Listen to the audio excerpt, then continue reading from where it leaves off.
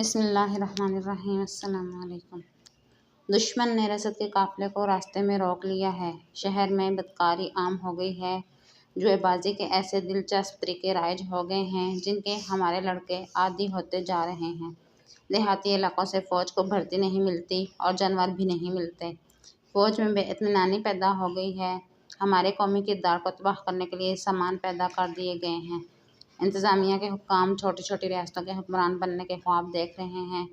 انہیں یہ لالچ صلیبیوں نے دے رکھے ہیں۔ ان حاکموں کو باہر سے بے دریغ دولت مل رہی ہے۔ چونکہ یہ سلطنت اور امارت کا انتظام انہی لوگوں کے ہاتھ میں ہے، اس لیے انہوں نے ایسی فضا پیدا کر دی ہے جو دشمن کے لیے سازگار ہے۔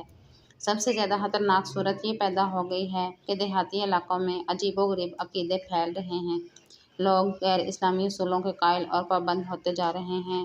اس میں خطرہ یہ ہے کہ ہمیں فوج انہی علاقوں سے ملتی ہے اور ہماری موجودہ فوج انہی علاقوں سے آئی ہے۔ بے بنیاد اور غیر اسلامی عقیدے فوج میں بھی آ گئے ہیں۔ کیا آپ نے اس کا تدارک نہیں کیا؟ حاضرین میں سے کسی نے پوچھا۔ جی ہاں، علی بن سفیان نے کہا، میرا تمام تر شعبہ مجرموں کے سراغ لگانے اور انہیں پکڑنے میں مصروف ہے۔ میں نے اپنے جاسوس اور مخبر دیہاتی علاقوں میں بھی پھیلا رکھے ہیں، مگر دشمن کی تخریب کاری اتنی زیادہ بڑھ گئی ہے کہ اس کے آدمیوں کو پکڑنا بہت مشکل ہو گیا ہے۔ مشکل یہ ہے کہ ہمارے مسلمان بھائی دشمن کے جاسوسوں اور تخریب کاروں کو پناہ اور تحفظ دیتے ہیں۔ کیا آپ یہ سن کر حیران نہیں ہوں گے کہ دیہاتی علاقوں کی بعض مسجدوں کے امام بھی دشمن کی تخریب کاری میں شامل ہو گئے ہیں؟ یہ تو ہو نہیں سکتا کہ میں انتظامیہ فوج کے سپرد کر دوں، سلطان صلاح الدین ایوبی نے کہا۔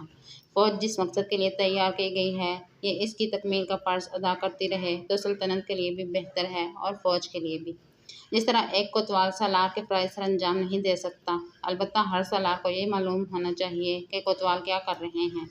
ہر سالار کو باخبر رہنا چاہیے کہ انتظامیہ کیا کر رہی ہے، کیا واقعی افراد میں کوتاہی نہیں ہو رہی ہے۔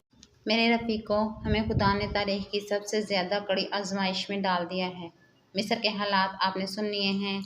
سوڈان کا حملہ ناکام ہو گیا ہے۔ تقی الدین اپنی غلطیوں کی بدولت سوڈان کے صحرا میں پھنس کے رہ گیا ہے۔ اس کی فوج چھوٹی چھوٹی ٹولیوں میں بکھر گئی ہے۔ اس کی پسپائی بھی ممکن نظر نہیں آتی۔ میں کہہ نہیں سکتا کہ محترم زنگی کرک فتح کر لیں گے یا نہیں، لیکن اسے بھی میں اپنی ناکامی کہتا ہوں۔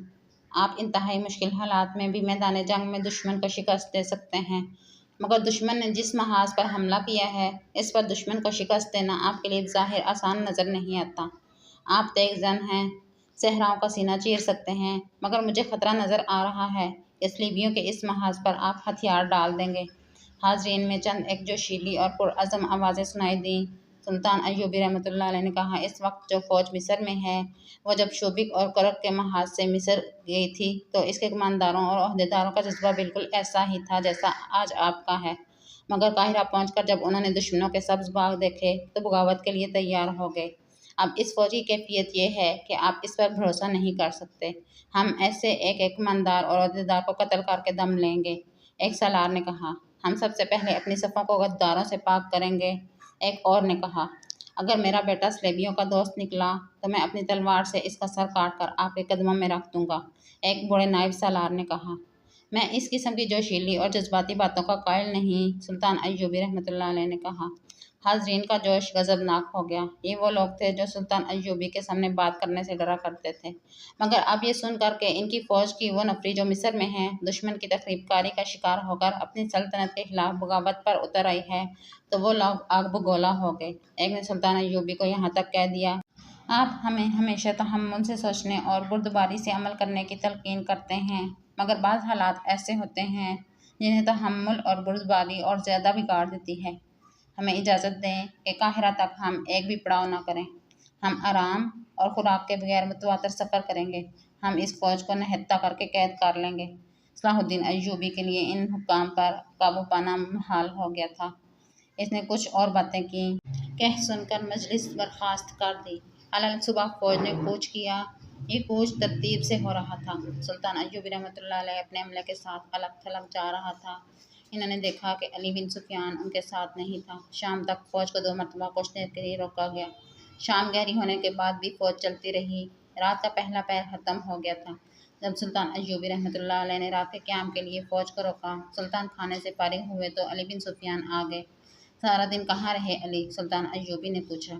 گزشتہ رات میرے دل میں ایک شک پیدا ہوا تھا अली बिन सुफियान ने जवाब दिया, इसकी तस्दीक या तकदीर के लिए सारा दिन फौज में घूमता फिरता रहा। कैसा शक, आपने रात देखा नहीं था कि तमाम सलार, मानदार और अहदेदार इसी तरह फौज के खिलाफ भड़क उठे थे जो मिस्र में है। अली बिन सुफियान ने कहा, मुझे शक होने लगा था कि ये अपने अपने दस्तों को भी इसी तरह भड़काएंगे। मेरा शक सही साबित हुआ। उन्होंने तमाम तर फौज को मिस्र की फौज के मुतालिक ऐसी बातें बताई हैं कि तमाम अफवाज इंतकामी जज्बे से मुश्तइल हो गई है।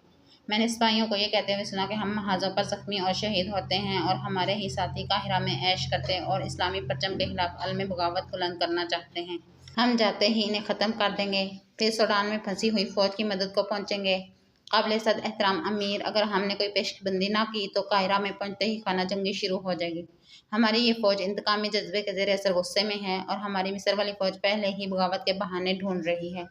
मुझे इस बात तो खुशी है कि मुसलसल मार्कों की थकी हुई फ़ौज में ये जज्बा पैदा हो गया है। सुल्तान अय्यूबी रहमतुल्लाह अलैह ने कहा, मगर हमारा दुश्मन भी यही चाहता है कि हमारी फ़ौज दो हिस्सों में बढ़कर आपस में टकरा जाए।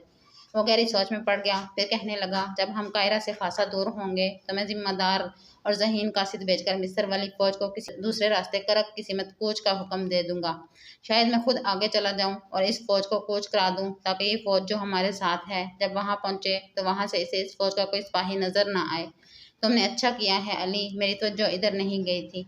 वो पुरअसरार गैबदान, जिसके मुतल्लिक सरहद के देहाती इलाकों में मशहूर हो गया था कि आसमान से आया है, खुदा का दिन लाया है और मरे हुओं को जिंदा करता है, अपने मसाहिबों के काफिले के साथ सफ़र करता था।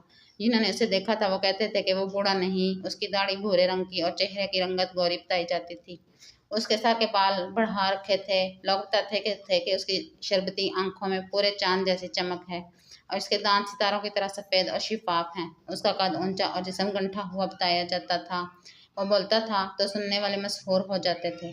उसके साथ बहुत से मसाहिब और बहुत से ऊँट थे। सामान वाले ऊँट अलग थे, जिनमें से बाज़ बड़े बड़े मटके लदे हुए थे। उसका काफिला आबादी से दूर रुकता और वो वहीं लोगों से जा मिलता था। किसी आबादी में नहीं जाता था। वो एक जगह से कूच करता तो उसके आगे आके कुछ लोग ऊँट और घोड़े भगा देते और रास्ते में आने वाले लोगों और बस्तियों में खबर कर देते थे कि वो आ रहा है।